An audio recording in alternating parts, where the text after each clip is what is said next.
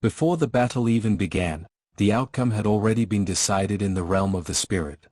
The walls of Jericho looked unbreakable, rising like a symbol of human pride and strength.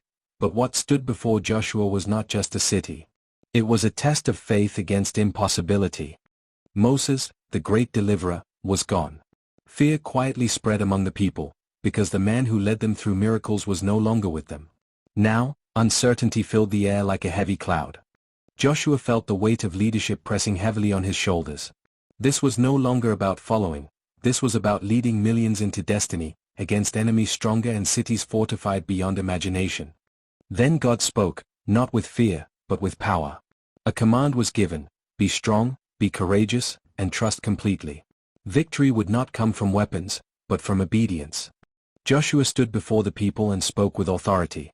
The fear that once filled the camp began to fade, replaced by something stronger, faith rising again in the hearts of the people. But before Jericho, there was another obstacle, the raging Jordan River. It stood as a barrier, daring them to move forward. God required something unusual again: step into the water first. No bridge, no boat, just faith.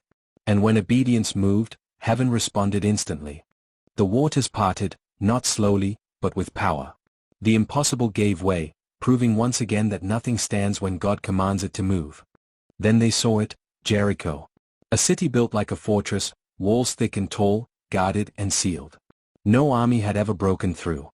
Joshua did not rush into battle. Instead, he sought something greater than strategy. He sought direction from heaven. Suddenly, a warrior appeared, not human, not earthly. This was a commander of heaven's army, sent to take charge of the battle. At that moment, Joshua understood something powerful. This war was never his to fight alone. God himself had stepped into the battlefield. The strategy was shocking. No weapons raised, no attack, just silence and marching. It didn't make sense, but obedience never needs to. The enemy mocked them. From the top of the walls, laughter echoed, because what they saw looked foolish. But what they didn't see was heaven preparing to strike. On the seventh day, everything changed.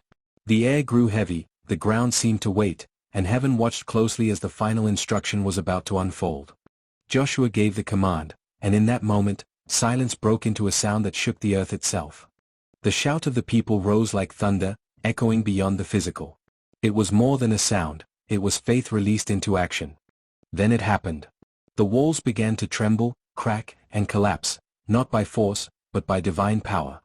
As the walls fell, heaven moved. Angels descended in power, turning the battle into something no human army could ever achieve.